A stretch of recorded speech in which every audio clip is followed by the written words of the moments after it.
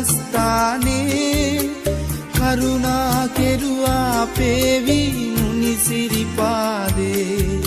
සැදැහැ සිතින් නිවන් කතා දළදා මැදුරේ මල් පිඩුවා ගාත කියා පිතුම් සරණේ බුදුන් දැක නිවන් දකින්න මේ සංසාරේ අපි ඇසු බණ මදි වුණාද මේ දම් දීපේ